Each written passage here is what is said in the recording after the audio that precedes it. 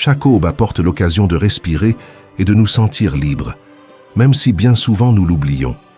Plus d'une fois, nous avons gardé le silence alors que notre voix était nécessaire, ou nous avons mis de côté ce que nous désirions vraiment, uniquement pour répondre aux attentes des autres.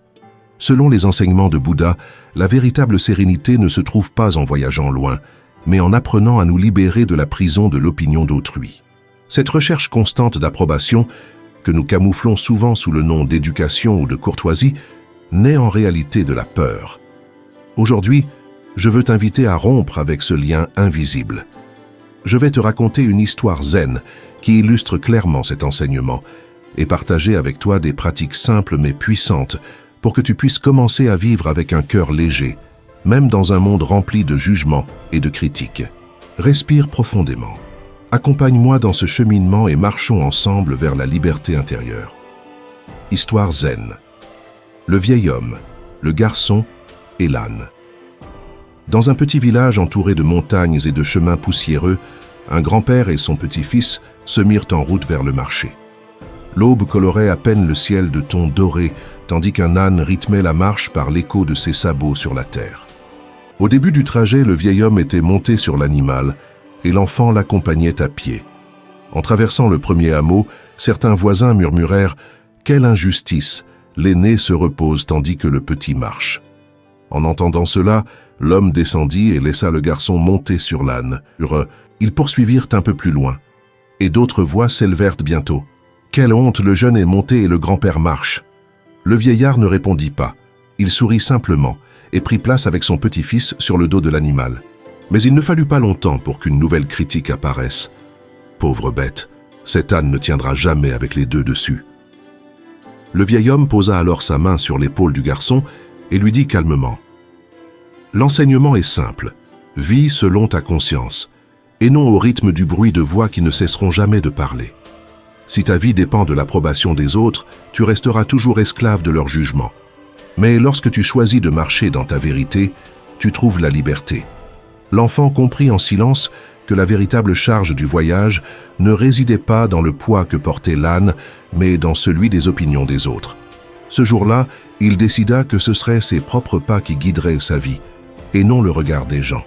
Il comprit qu'essayer de plaire à tout le monde, c'est oublier le son de sa propre marche. La liberté ne consiste pas à faire tout ce qui nous passe par la tête, mais à ne pas avoir besoin de permission pour être qui nous sommes. Arrête-toi un instant. Respire profondément et laisse le silence remettre de l'ordre dans tes pensées. L'histoire que tu viens d'entendre n'est pas seulement une ancienne parabole, c'est un miroir dans lequel tu reconnaîtras sans doute des moments de ta propre vie, des instants où tu as voulu plaire à tous et où, dans l'effort, tu t'es éloigné de toi-même. Bouddha a enseigné que la paix ne naît pas en réduisant le monde au silence, mais en éteignant en nous le besoin que ce monde nous approuve. Ce que je vais partager maintenant, ce sont des enseignements qui peuvent t'aider à marcher plus léger, avec un esprit serein et un cœur libre. Ne les écoute pas seulement avec la raison, vis-les avec tout ton être. Enseignement 1. La racine de l'attachement à l'opinion d'autrui. Dans le bouddhisme, on souligne que l'un des attachements les plus subtils et en même temps les plus nocifs est la dépendance à ce que les autres pensent de nous. Ce n'est pas un objet tangible, mais une construction mentale, l'image que nous voulons projeter, les paroles de reconnaissance que nous désirons entendre, l'approbation que nous espérons obtenir. Nous cherchons à être perçus comme bienveillants, sages, courageux ou réussis. Et lorsque quelqu'un nous le confirme, nous sentons que notre valeur augmente. Mais si c'est le contraire qui arrive, critique ou indifférence, cette valeur semble s'effondrer. Ainsi, nous finissons par devenir des marionnettes émotionnelles, manipulées par des fils invisibles qui ne sont pas sous notre contrôle. Bouddha a enseigné que tout désir est instable. Lorsque nous plaçons notre paix dans ce que nous désirons, c'est comme essayer de construire un nid sur des branches étrangères, fragiles, incertaines et vouées à se briser. L'approbation qui aujourd'hui nous fait nous sentir grands peut disparaître demain. La parole qui aujourd'hui nous encourage peut se transformer en critique demain. Rompre avec cette dépendance ne signifie pas fuir le monde ni rejeter ce que pensent les autres. Cela signifie reconnaître que notre véritable valeur ne réside pas dans les paroles d'autrui, mais dans la certitude que la dignité, la paix et le sens naissent de l'intérieur et ne dépendent pas d'un applaudissement qui peut ne jamais arriver. Il est donc vital de nous demander, est-ce que j'agis parce que je sens que c'est juste ou parce que je cherche la reconnaissance? Est-ce que je suis ce qui me paraît vrai ou est-ce que je me déplace seulement par peur de ce que les autres diront? L'origine de cette dépendance réside dans la croyance que nous valons moins lorsque nous ne recevons pas d'approbation. Pourtant, la réalité est autre. Nous sommes entiers même dans le silence des autres. Nous sommes suffisants même sans applaudissements.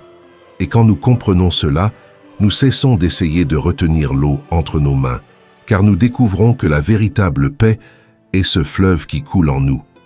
Enseignement 2, le miroir intérieur. Bouddha a averti, si ton bonheur dépend des autres, tu seras condamné à la tristesse. Ce n'est pas de la poésie, c'est une vérité qui se répète dans la vie quotidienne. Lorsque notre joie dépend de l'approbation extérieure, nous devenons vulnérables, car les applaudissements sont passagers, les opinions changent et la mémoire des gens est brève. Vivre en quête d'approbation, c'est comme se regarder dans un miroir brisé. Chaque fragment renvoie une image différente. Certains te montrent meilleur que tu n'es, d'autres pire. Parfois tu te vois beau, d'autres fois maladroit. L'image sera toujours déformée. Étifier pour te définir n'apportera que confusion. Le vrai miroir est en toi. C'est cette voix silencieuse qui sait quand tu as agi avec compassion, honnêteté et cohérence. C'est cette sensation profonde qui te dit « tu as fait ce qui est juste même si personne ne le reconnaît » ou qui te murmure « tu t'es éloigné de ta vérité même si tout le monde t'applaudit ». Lorsque tu apprends à regarder dans ce miroir intérieur, l'approbation extérieure devient un écho lointain. Tu ne la rejettes pas, mais tu n'en as plus besoin. Tu la reçois comme un cadeau, jamais comme une condition. Et il en va de même pour les critiques. Tu écoutes ce qui peut être utile, mais elle ne blesse plus ton centre car ta valeur n'en dépend pas. Pose-toi cette question avec sincérité. Mon bonheur dépend-il des applaudissements ou de la fidélité à mon cœur? Le reflet que je suis, est-ce le bruit du dehors ou le silence de mon intérieur? Le jour où ton vrai miroir sera celui qui habite en toi, tu connaîtras la liberté, car tu comprendras que le seul regard qui compte vraiment est celui que tu te renvoies à toi-même en fermant les yeux le soir. Enseignement 3. Les 3 questions du moine. Dans certains monastères, où la vie s'écoule entre silence et discipline, les moines ont appris à se guider par une boussole intérieure qui ne se plie pas au bruit des opinions extérieures. Avant d'agir ou de prononcer une parole, ils s'arrêtent et se posent 3 questions essentielles. La première, est-ce vrai?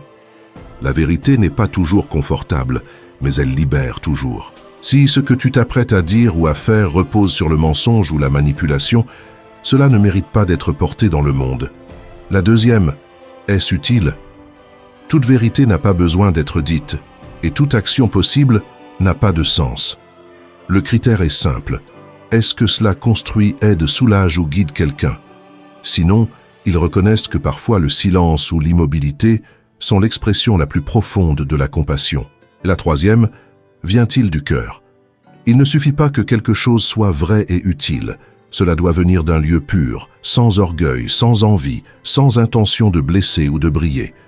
Quand la racine n'est pas le cœur, même ce qui paraît noble se trouve corrompu. Si les 3 réponses sont affirmatives, les moines agissent, même si personne ne les approuve. Si l'une est négative, ils s'arrêtent, même si le monde entier l'exige. Vivre ainsi, c'est posséder une boussole intérieure qui ne dévie pas au gré du vent des opinions. Tu cesses d'être un bateau entraîné par n'importe quel courant pour devenir un navigateur qui choisit clairement sa route. C'est pourquoi, avant chaque décision, demande-toi, est-ce vrai? Est-ce utile? Vient-il du cœur? Si tu réponds oui, avance avec fermeté, car à ce moment-là, tu vivras depuis ton essence, et non depuis les attentes d'autrui. Enseignement 4. La non-comparaison. Bouddha a enseigné que la comparaison est la racine de l'insatisfaction. Bien que cela paraisse une idée simple, elle possède un pouvoir transformateur lorsqu'on la comprend en profondeur. Celui qui vit en quête d'approbation mesure inévitablement sa propre valeur en relation avec celle des autres. Il se demande, suis-je à la hauteur? Suis-je meilleur? Suis-je pire? Dans ce jeu, il y aura toujours quelqu'un qui possède davantage et quelqu'un qui possède moins. C'est une course interminable, car l'esprit qui compare ne s'arrête jamais. Juste au moment où tu penses être arrivé, une nouvelle référence apparaît déjà et trouble ta paix. La nature, en revanche, ne connaît pas la comparaison. La fleur de lotus n'a pas besoin d'observer le lys pour décider si elle doit s'ouvrir ou non. La montagne ne perd pas de sa grandeur parce qu'au loin, une autre s'élève plus haut. Chaque être, chaque forme de vie s'épanouit en son propre temps, en son propre espace, avec une beauté qui n'appartient qu'à lui. Lorsque tu tombes dans la comparaison, tu t'éloignes de ton propre chemin. Un lotus qui voudrait devenir un lys finit par se faner car il renie son essence. Et il en va de même pour toi. Chaque fois que tu te mesures à un modèle qui ne t'appartient pas, tu perds un peu de ta force vitale. La comparaison t'emprisonne parce qu'elle t'arrache au présent. Elle te pousse vers le passé avec des pensées comme « ils ont commencé avant moi » ou bien elle te projette dans un futur incertain rempli de doutes comme « arriverai-je un jour à les rattraper ?» L'authenticité, au contraire, est une clé de liberté, car elle te rappelle que ton voyage est unique et irrépétible.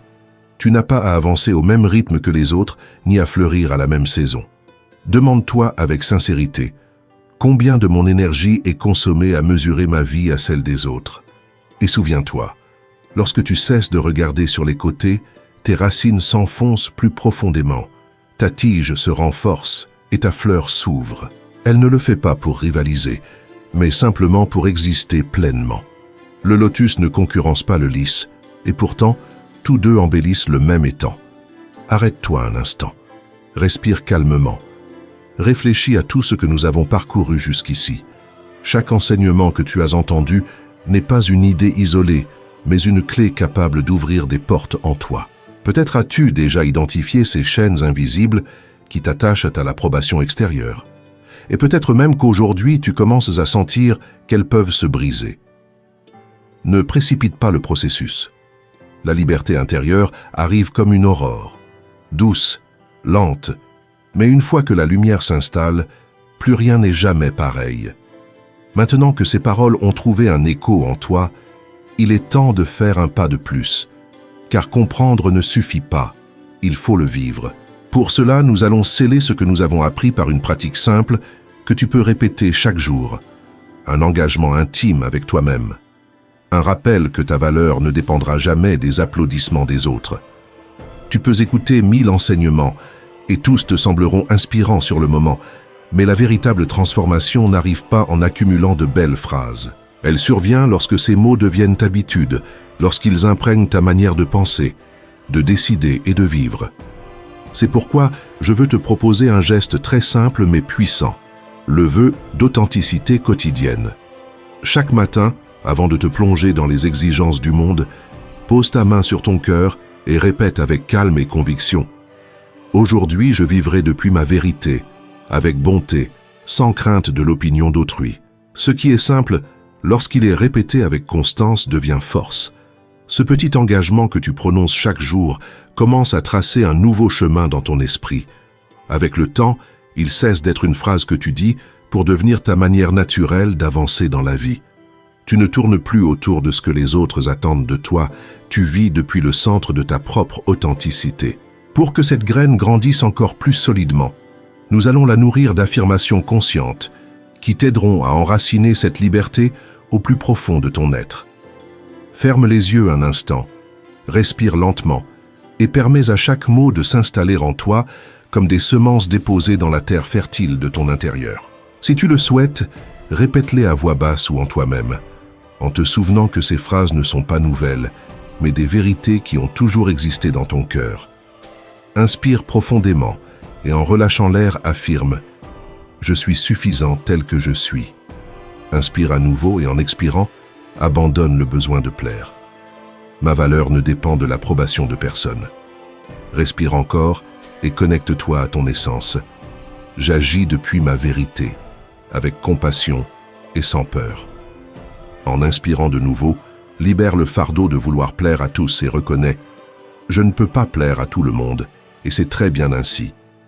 Inspire avec calme, sens ton centre intérieur et en expirant affirme « Le seul regard qui guide ma vie est celui de mon cœur conscient ».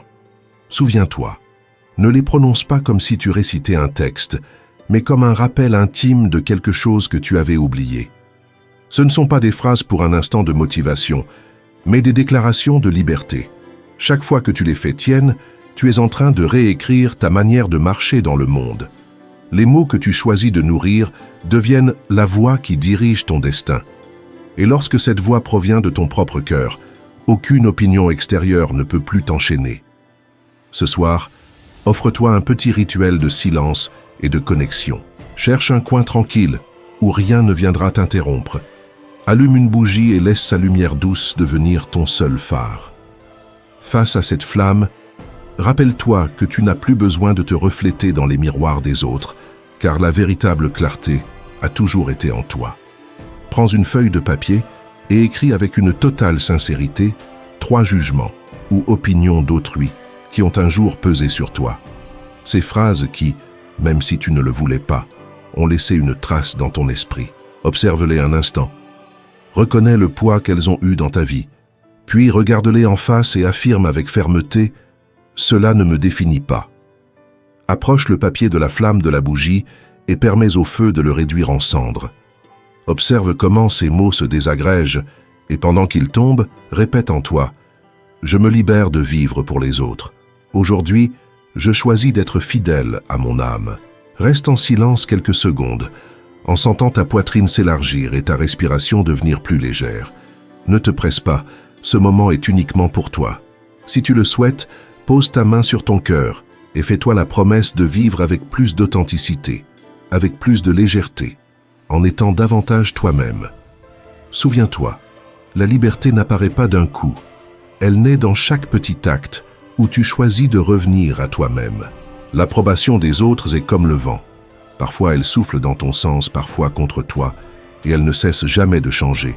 Si tu fais de ce vent ton gouvernail, tu navigueras sans direction. Mais si ton gouvernail est ton propre cœur, même au milieu de la tempête, tu sauras toujours où aller. Et maintenant, j'aimerais savoir de toi, quel est l'enseignement qui a le plus résonné en toi? Te souviens-tu d'un moment où tu as vécu conditionné par le regard des autres et que tu choisirais différemment aujourd'hui? J'aurai beaucoup de joie à te lire dans les commentaires. Tes paroles peuvent devenir une source d'inspiration pour quelqu'un d'autre. Si au cours de ce voyage, tu as senti que quelque chose en toi se relâchait, comme si un nœud d'invisible commençait à se défaire, alors c'est ton chemin. Continue d'avancer. Ici, nous ne fuyons pas les chaînes, nous apprenons à les fondre pour les transformer en outils de liberté. Que la graine d'authenticité que tu plantes aujourd'hui grandissent comme des ailes solides qui t'élèveront même dans les jours les plus gris. On se retrouve dans la prochaine vidéo. Je t'envoie une étreinte pleine de lumière.